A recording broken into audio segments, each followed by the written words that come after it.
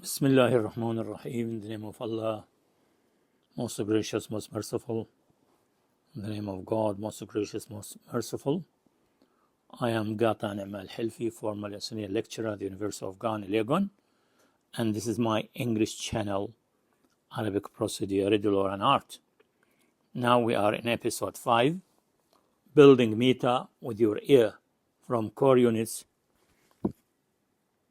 to the sound of real poetry. In episode 4, we dismantle poetic feet into their core rhythmic units: the peg, sabab, and the chord, watad, and also we have the fāsilah interval. Now it's time to rebuild these units and to train your ear to anticipate the meta.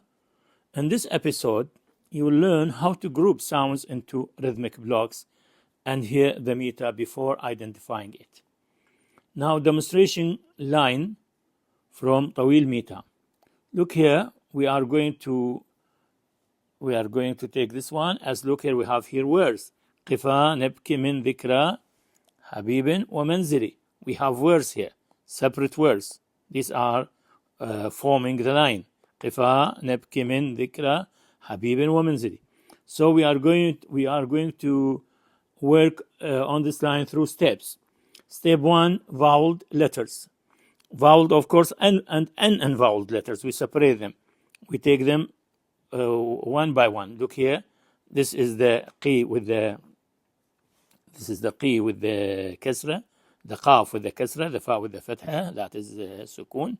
Also, this is voweled and unvoweled, voweled, unvoweled, etc. We have already taken this one, and I think you have become familiar with them. Now we come to step 2, transliteration. With separated long vowels, the same thing. We are making the transliteration here in a way that prevents Orientalists and Arabists from scanning our poetry and make it full of consonant clusters. We don't have consonant clusters in Arabic, so the way I'm scanning here, look at the word, for example, qifa, qi, fa, that is qaf. This is fa with the fatha, and this is qaf with the kasra, and this is the alif. Look here about the alif. Look about the alif. I'm putting a sukun top of it. I'm putting a sukun top of it, so there is no chance for you now, as an Orientalist or an Arabist, to mix this one. If I leave it, let me say with this one, maybe to mix maybe this b with this k, and you give the impression that we have consonant clusters. You bring this one to this one. So we are separating them. When I am putting a sukun, there is no chance to get consonant clusters. In the past, sukun is not found. Sukun never exists in the transcription of Orientalists at all. This is an invention for the first time, maybe in the history of scanning Arabic poetry, that I'm introducing the sukun. I'm bringing it nearer, or just exactly as Arabic is transcribed as Arabic sounds, as a pure Arabic sounds. So this is the transcription here. You can trace it, and I think we had introduction about this one in the previous episodes. Now we have a note here, or a tip, crucial scansion tip. When grouping letters into rhythmic blocks, never end the block with a move. I mean by the blocks, of course, the part of the foot. We have called them as the blocks. Yes, like fa'ulun, we have fa'u ending in a sukun. This is a block. So end in a block with a moved letter. We never get a block with a moved letter. There should be a sukun. Every valid prosodic block should end actually. Every valid prosodic block, such as a sabab or a watad or a fāsilah, must end in a quiescent letter and vowel letter. Now we take some examples, which one is correct, which one is not correct. Now look at this block, for example, neb. This is a sabab. This is unvoweled, you see. This is voweled, and this is unvoweled, and we have got a block. The correct one, this is a sabab. Here, this one ends in voweled, so it is not a correct block, incorrect block. So here we can say, and this one ends in a moved letter or an unvoweled letter. Moved. Sometimes we use the word moved, translated as moved, we mean voweled. So the vowel ends in a vowel letter, it becomes invalid. Yes. Now we go always close. Now we continue with our rule. Always close a block when you encounter a sukun. This helps your ear sense the rhythm instinctively. Now we are approaching the method of how to capture the words or the sounds through our ears gradually. Yes, we never now use our eyes only. It is not enough for an Arabic. We never use only the eyes. This is something simple only maybe for the critics, but they have also to be careful as far as the sounds and the vowel and the unvowel letters are concerned. They have to identify them first. Even the critics who don't have natural ear for Arabic poetry are supposed to deal with separated vowel and unvowel letters. Now let's take the word qifa nabki. Now here, actually, qifa nab, we don't need key for the time being because it goes to the next foot. So qifa nab, how to analyze qifa nab? Look about qifa nab. Qifa, that is qifa here. It is one block. This is a watad. Qifa, this is a watad, ends in a sukun. So block one, we have considered this one as block one, then it is a watad. Then we come to the next block, let me say, voweled and voweled. This is a second block in transliteration nab here, you see, there is a sukun top of the B. So that is ends in a sukun also, which means it is also a sabab. Then we have the other one, came in. So we have voweled, voweled, and voweled. Also we have a block here, block number 3, which is referred to here as a sabab closure. Actually, it's not a sabab closure, we don't have, but you mean there is something, a sabab, and you close it with a sukun. Actually, we call it a watad. So maybe sabab closure is a kind of giving the meaning of the watad, no more than this, that. So this way your ear begins to anticipate when a block ends and you start building meter instinctively. Now step 3, we go after you have assembled, let me say, the blocks, then you can get the feet. You anticipate the feet in your ear. I have assembled fa'u, voweled, voweled, and voweled, and I have assembled lun, voweled and voweled. This means I have assembled the first foot in my ear while the poet is reciting the line. I can capture his meter, of course. If I have a natural ear for Arabic poetry, I can easily capture his meter while that poet is reciting the meter. And the same thing for mafa'ilun, and the same thing for the next fa'ulun. And then if I predict only 2 feet is enough for me to predict the meter for sure. So if I capture fa'ulun, you see, I assemble them as fa'ulun, and then I assemble the other one as mafa'ilun. This means I have predicted the tawil meter automatically. There is no way out, because the tawil meter starts or begins with fa'ulun, mafa'ilun, and then repeated fa'ulun, mafa'ilun. This is for sure. I can say the poet is reciting his poem from Bahr al-Tawil, from the meter of al-Tawil. Now we analyze this further. I have explained to you, look about fa'ulun, how we analyze them. Fa'u, that is watad. And then we have lun, that is sabab. And we have also the transcription here. And then mafa, do you see mafa? Look here, the second one, that is fa'ulun. We have finished with fa'ulun. It is a watad and the sabab. We have got the foot for sure. Then we go to mafa'ilun. This means we are listening now. We assume we are listening now to the poet. We are listening to the line, whether recited by a poet or by another person.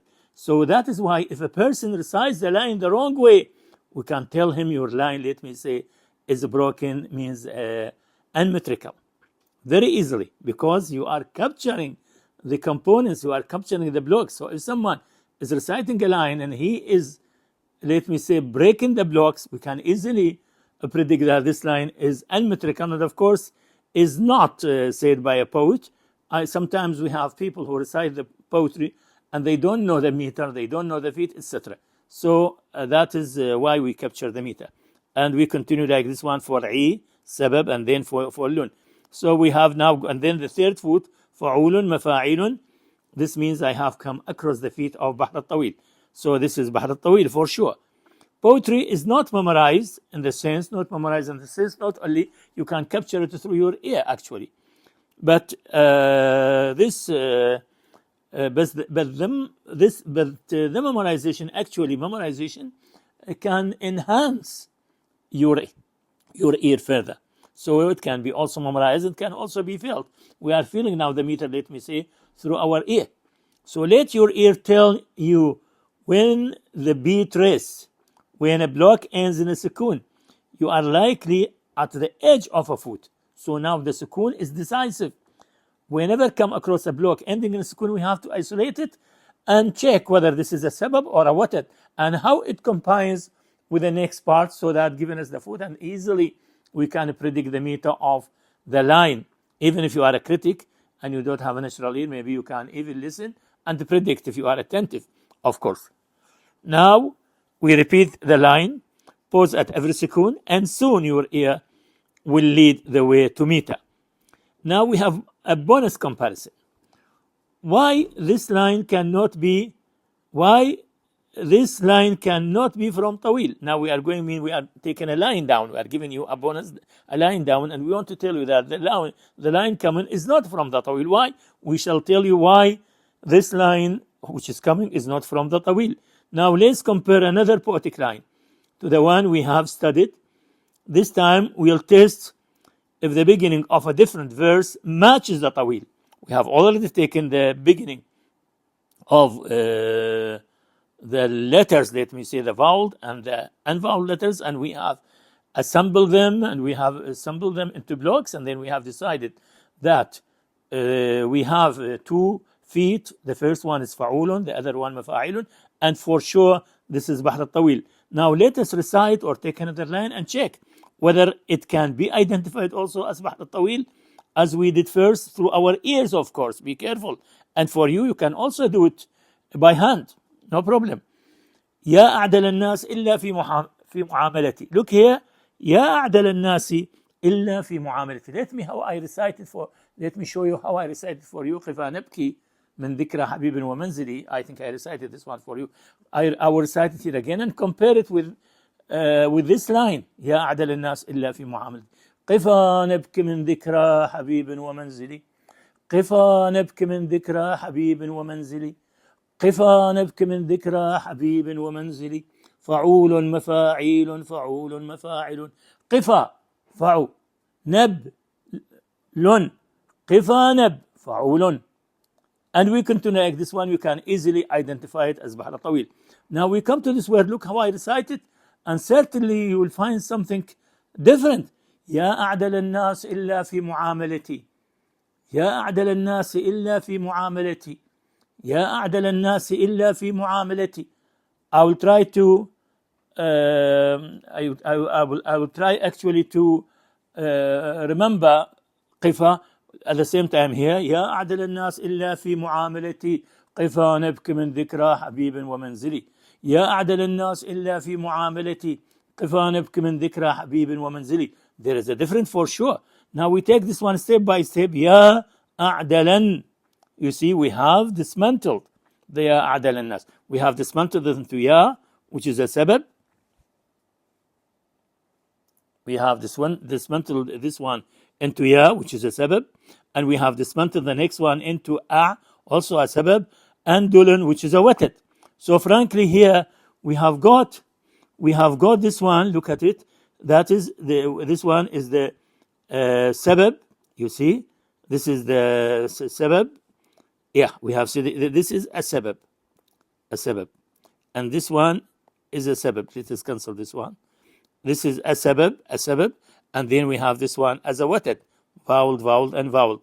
Now this foot, which is actually can be rejected outright. Why? Because this foot is a 7-letter foot, and the foot we predicted in the tawil is a 5-letter foot. So we can automatically understand that this is not the foot of the tawil, but still we can trace the components. Ya is a sabab, and a is a sabab, and dulun is a watad. But the fa'ulun feet consists of watad and not a sabab, and then a sabab after it. So here, now let's group them as I have. Then we have grouped the line. I explained to you. Now we have grouped the line, the same thing. Ya as a sabab, and a also a sabab, and dulun as a watad. So resulting food, sabab, watad. But if we now from the very first blocks of the line, ya a'dalan, this can be dropped. Ya a'dalan, your poetic ear instantly reject the tawil mita, because the first food does not begin with a watad like fa'ulun. Instead, it starts with two sababs followed by a watad, a pattern that does not belong to the tawil. Okay, so this is not the tawil mita. It's very clear either from analyzing the separated letters or the components of the foods, we call them blocks, or through your ear, you can easily predict the line. So now this demonstrates how trained ears can recognize and even eliminate meta possibilities just by listening to the rhythm of the first few syllables. Now, we are going to give you a homework on a separate sheet.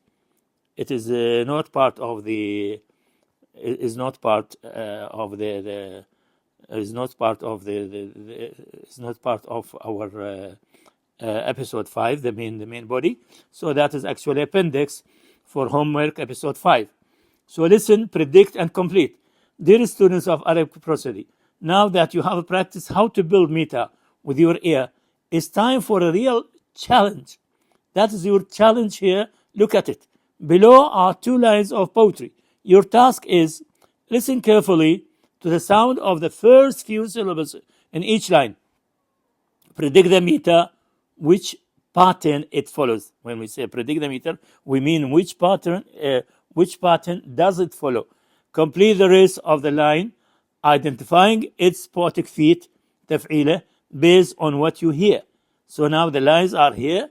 وليل كموج البحر أرخى سدوله. وليل كموج البحر أرخى سدوله. I can predict the feet easily according to my poetic ear. I can easily predict it, but I don't want to reveal it to you because this is a homework for you. وليل كموج البحر أرخى سدوله. That is the line. وليل كموج البحر أرخى سدوله. Line number 2. أنا الذي نظر الأعمى إلى أدبي. أنا الذي نظر الأعمى إلى أدبي. Certainly they are different. وليل كموج البحر أرخى سدوله. أنا الذي نظر الأعمى إلى أدبي. Now write your answers in the comment section below. Which meter is each line written in? What are the feet of each hemistick? That means the shutter. Of course, we are taken by the way now one shutter, one part of the line, because when we get the first part of the line, this means the second one is automatic like it. We multiply it, let me say, we multiply it by 2. Now there is something optional if you can. Try writing the line in separated vowels, letters, and of course unvowel letters, and apply transliteration or symbolic expansion by using this one, which is the macron. This is the macron, or are using this one, the quiescent sign of a small circle, if you can. Now, solutions and explanations will be discussed at the beginning of episode 6, inshallah. So stay tuned, and we expect we are now, when we come to episode 2, also we are going to do something very, very interesting. Now we are using your ears. Be careful. And we have entered into the test. We are no longer using our eyes. So please prepare yourself for predicting the meter through your ears. And of course, you can also use your hands, your pen, etc. So I thank you for listening, and I wish you all the best. Until we meet next time, goodbye and take care.